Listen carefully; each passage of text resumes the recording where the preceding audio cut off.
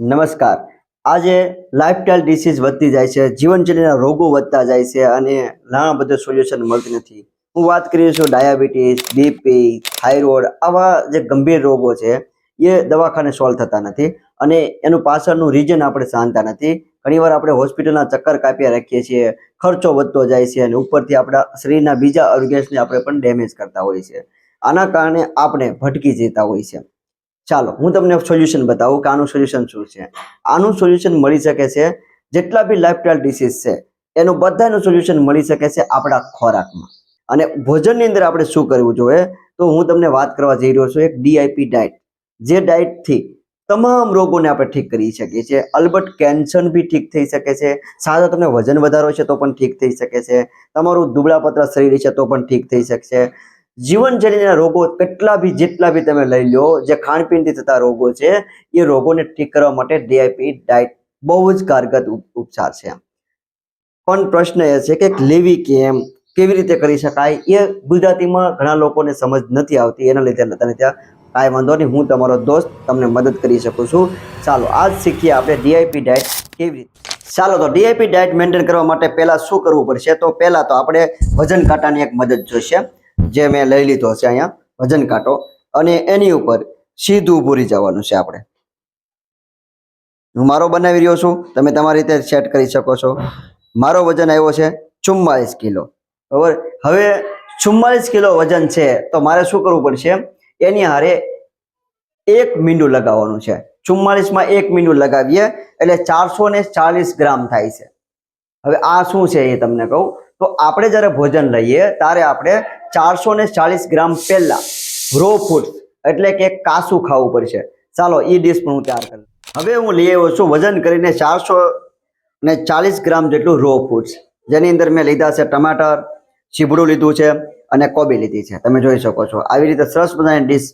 હવે મારે શું કરવાનું છે, ભોજન લેતા પહેલા મારે આ પૂરી ડીશ ખાલી કરવાની છે. મારો ટાર્ગેટ છે પહેલા આ ડીશને ખાલી કરું, પછી હું ખાઈ શકીશ, દાળ ખાઈ શકીશ, સબ્જી ખાઈ શકીશ, રોટી ખાઈ શકીશ, ચાવલ ખાઈ શકીશ, એ બધું ખાઈ શકે. પણ પહેલા મારા ભોજનની અંદર 440 ગ્રામ આ હું પૂરું કરીશ. આ મારું અત્યારનું આને કે સવારનું ભોજન છે. આવી રીતે હું બપોરે મેન્ટેન કરીશ અને રાતના સમયમાં હું લાઇટ વેટ ખાઈશ. બરાબર.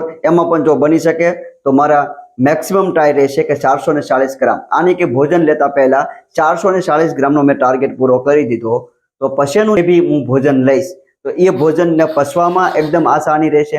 એ સાથે સાથે ફાઈબરયુક્ત ભોજન રહેશે, વિટામિન્સ મિનરલ્સ રહેશે. અને આની સાથે જો તમે સપ્લિમેન્ટરી રહેતા હોય તો સોનામાં સુગંધ બની. હવે મેં ભોજન પૂરું કરી લીધું છે, મેં કાચી સલાડ જે છે એ ખાઈ લીધું છે, પાકું ભોજન લઈ લીધું છે. હવે હું લઈશ સપ્લિમેન્ટરી સવારમાં, જે હું ખાસ વાપરું છું ન્યુટ્રીસાસ મેન.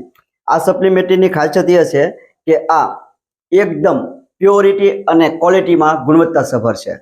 અને આ બનાવે છે ટોફિક વેલનેસ, મુંબઈની છે, અને એ હું રોજાના લઉં છું. રાત્રિ ભોજન પછી મારી સપ્લિમેન્ટરીની અંદર ખાસ સ્થાન આપું છું હું. આ છે ન્યુટ્રીસાસ વેજ ઓમેગા. આ જે ઓમેગા 3 ફેટી એસિડની આપણા શરીરમાં ખૂબ મોટી જરૂરિયાત છે. ઓમેગા માટે હું સ્પેશિયલ એક વિડીયો બનાવવાનો છું.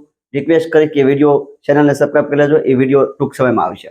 હવે આ જે વેજ ઓમેગા તો આજે માર્કેટમાં ઘણી બધી મળી જાય છે, પણ એની અંદર વાપરેલું છે માછલીનું, આમ તો કહી શકાય લીવરનું તેલ. પણ આની અંદર આજે હું એટલા માટે વધારે પસંદ કરું છું કારણ કે આ સેફ જેલ કેપ્સ્યુલ છે.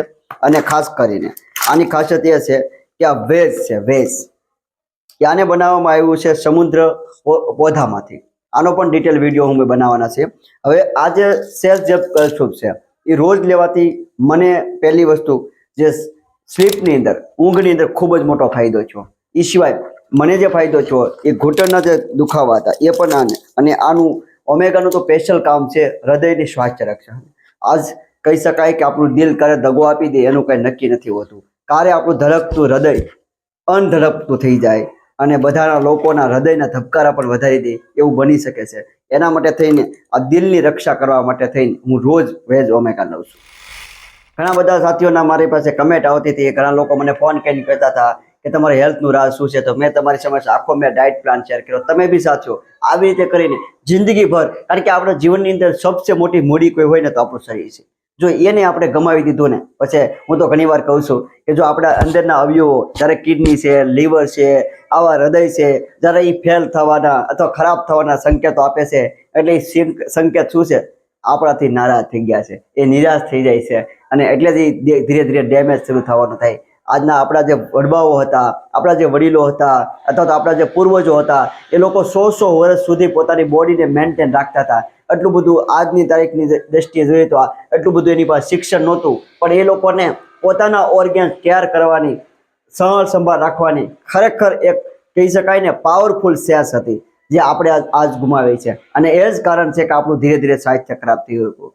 આજ હું તમને કહી શકું કે જો આપણે ખાણીપીણી રીતને પકડીએ, અને હા, હું તમને એક સ્પેશિયલી વાત કરી શકું, જો તમે ખાવાનું તેલ વિશે જાણતા નથી તો અમારો ડિટેલ વિડીયો આવવાનો છે, કારણ કે આપણે એક વાતની અંદર ધ્યાન રાખવું પડશે કે આપણે ખાઈ શું રહ્યા છે.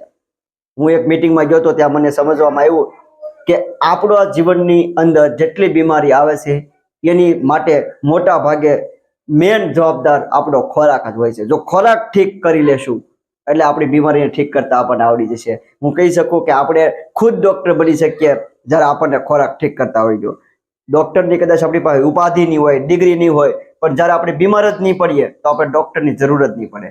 અને જે કેવું સારું જો આપણે ડોક્ટર પાસે જવાનું જ ન થાય, કારણ કે આજની તારીખની અંદર હું તમને વાત કરું એલોપેથિક ડોક્ટરની, બરાબર, આજ મોટા મોટા સ્કેમ ચાલી રહ્યા છે અને બની શકે કે આપણે સ્કેમનો ભોગ બની જઈએ.